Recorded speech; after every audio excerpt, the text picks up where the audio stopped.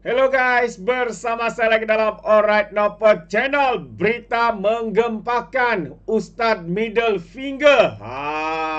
Ya, yang pro kepada PAS, ya, dikatakan akaun dibekukan.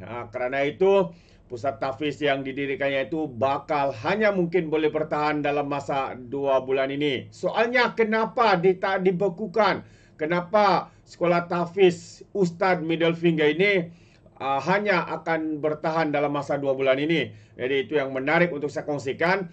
Yang kedua, Mahathir Mohamad dicabar AGRM 3 bilion kepada bangsa Melayu. Beranikah Mahathir Mohamad ya untuk mengagikan kekayaan beliau itu? Jadi tanpa membuang masa sahabat semua. Tapi sebelum itu, jangan lupa juga untuk terus support Alright Dapat Channel dengan cara tekan butang subscribe, like, dan share. So, mari kita ikuti berita gempak hari ini. Ini dia ya. Yang pertama dulu ya. So, ini dia yang pertamanya. Ya, apabila akaun dibekukan. Mari kita lihat. Akaun dibekukan. Akaun dibekukan. Pusat tahfiz Ustadz Husam ataupun Ustadz Middle Finger ini mampu bertahan 2 bulan lagi. Jadi kenapa itu persoalannya sahabat semua? So, mari kita ikuti kenyataan media ini. Jadi pendakwa bebas. Ustadz Husam bingung kenapa akaun pusat tahfiz itu masih dibekukan sedangkan siasatan terhadap aktivis politik yang meminta wang daripadanya telah dibuat ISPRM. Hanya mampu bertahan 2 bulan lagi. Itulah luahan pendakwa bebas Ustadz Middle Finger ini. Ya, mengenai kelangsungan pusat tahfiz dan pusat jagaan warga emas yang dikendalikannya. Menurutnya situasi ini berlaku selepas akaun yayasan yang membiayai pusat tahfiz dan aktiviti amalnya dibekukan susulan tindakan khianat seorang aktivis politik yang cuba mendapatkan wang daripada yayasan tersebut. Akibat laporan polis yang dibuat aktivis itu, akaun yayasan dibekukan untuk siasatan katanya. Namun meskipun siasatan telah dijalankan, ya, usam akaun itu masih belum dibuka semula, menyebabkan kesukaran untuk membayar gaji kaki tangan dan menampung kos operasi. Kita hanya mampu bertahan sekitar 2 bulan lagi katanya jika akaun terus dibekukan. Nasib mahab tahfiz kami mungkin terpaksa ditutup, kata beliau. Jadi kita mempunyai kira-kira 130 pelajar pratahfiz, 23 pelajar mahad tahfiz dan 30 orang warga emas buat masa ini. Kita tak boleh lagi menerima kemasukan baru meskipun ada permintaan daripada ramai orang katanya. Begitu juga dengan warga emas dan tok-tok pondok yang di bawah keselian juga secara percuma.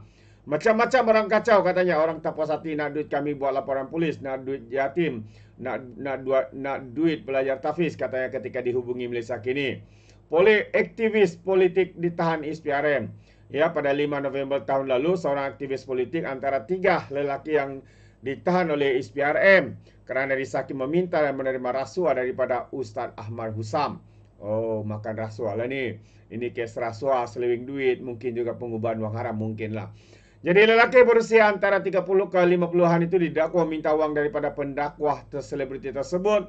Kononnya bagi membantu menyelesaikan masalah kes pengubahan wang haram yang sedang dalam siasatan polis.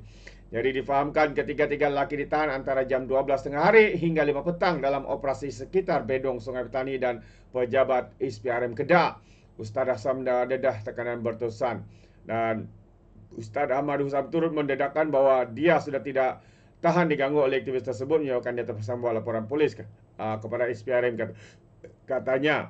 Jadi tambah lagi, selepas akaun yayasan dibekukan, dia terpaksa menjual sebidang tanah, menjual kereta dan membiayai semula kediaman. Banyak duit dia.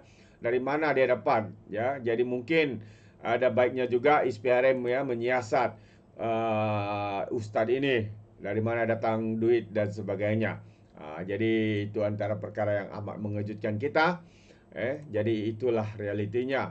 Mungkinlah ya mereka menggunakan sekolah-sekolah tahfiz ini kononnya, tetapi sebenarnya cara mereka ya untuk memperoleh duit dengan apa cara sekalipun ya. Jadi itu pandangan saya. Untuk perkara kedua sahabat semua, ketika mengulang rasa sedih, Mahathir dicabar derma RM 3 bilion kepada Melayu. Jadi apa sebenarnya ceritanya? Mahathir Mohamad hari ini meluahkan rasa sedih berulang kali mengenai sebuah parti yang sekarang dianggapnya sudah jadi parti yang rela meletak diri di bawah parti lain. Fuh. Macam parti UMNO lah kali ya. Tapi sebenarnya dia yang cuba merosakkan UMNO, dia yang cuba untuk menamatkan riwayat UMNO nih. Tapi sekarang ini lain pula ceritanya. Jadi apapun UMNO atau bukan UMNO, mari kita lihat. Tanpa menyebut parti yang dimaksudkan, bekas Perdana Menteri 2 kali itu berkata, parti tersebut dahulunya ditubuhkan untuk menolak percubaan British merampas negeri-negeri Melayu, seharusnya memerdekakan tanah Melayu. Yang diutamakan parti yang dimaksudkan bekas Perdana Menteri untuk itu parti tersebut dahulunya ditubuhkan untuk menolak percubaan British merampas negeri Melayu, seterusnya memerdekakan Melayu. Yang diutamakan oleh wakil orang Melayu adalah kedudukan mereka. Apa akan jadi kepada tanah Melayu? Apa akan jadi kepada anak cucu? Tidak penting. Yang penting ialah layanan diri, katanya menerusi laman X.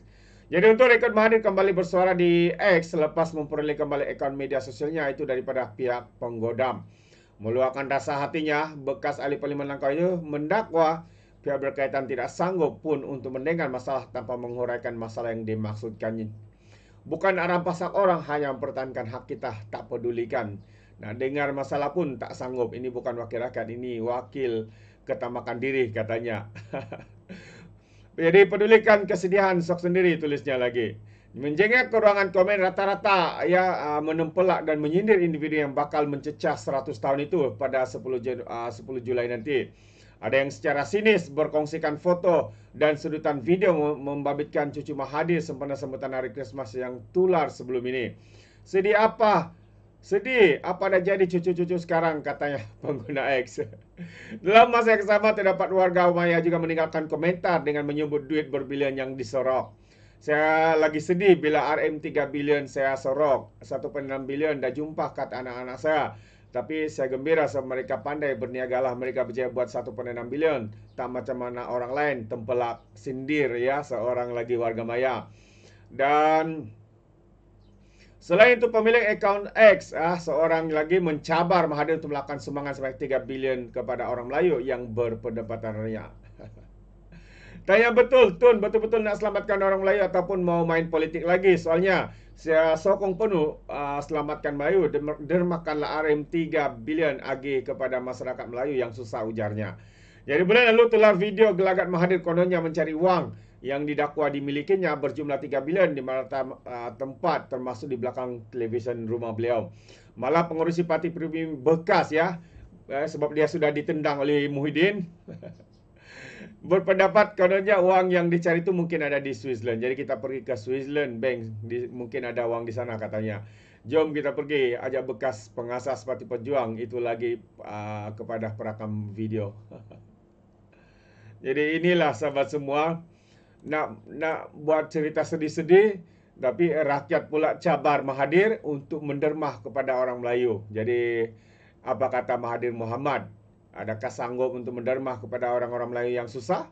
Atau ya terus mengatakan kononnya beliau tidak ada duit, tapi satu demi satu terbongkar. Jadi sahabat semua, terima kasih sampai sini saja. Sekiranya Anda memberikan sebarang komen, pandangan, ya Anda boleh berikan di dalam ruangan komen. Terima kasih, izinkan saya untuk mengundurkan diri. Dan seperti biasa, perbiasa mengatakan, apapun kangkap, 2 ton keinginan. Dalam bahasa Melayu, tepuk dadah, tanya selera. Sekian daripada Alright No Channel, saya kita berjumpa lagi. Bye-bye.